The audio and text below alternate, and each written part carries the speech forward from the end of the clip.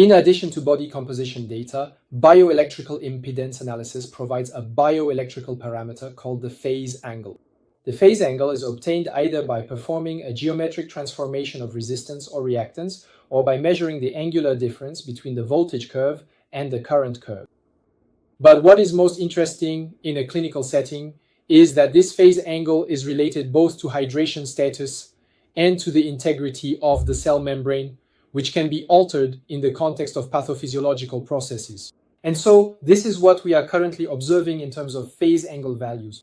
These values are rather low in people with chronic diseases, ranging from 3.5 to 4.5 degrees, and are very high in healthy individuals or even in elite athletes between 7 and 8.5 degrees. So how can this parameter be used in clinical nutrition? Today, we observe that when there is a decline in health status, particularly in the management of chronic diseases, whether it's cancer, intensive care, or other conditions, when managing other chronic diseases, a deterioration in health is associated with a decrease in phase angle. And often, at the beginning of care, this phase angle value will be predictive of the state of health or the success of the treatment.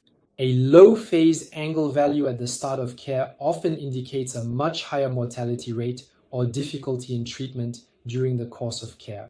In the same way, we can observe that people with intermediate phase angle values are more at risk of developing chronic diseases over time or associated comorbidities.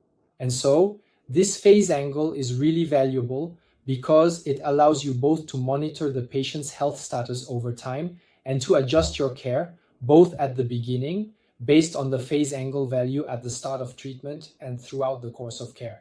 For example, in the case of cancer management, knowing that chemotherapy is a treatment that can sometimes be very difficult for the patient to tolerate, especially in patients with significant complications, this phase angle can guide you. If you see a decrease in a patient's phase angle, it may prompt you to lower the chemotherapy dose or postpone it, and to provide tailored care that effectively treats the tumor while minimizing the impact on the patient's health. This is just one example among many of how the phase angle can be used, and it is truly a parameter that is important to incorporate into everyday practice.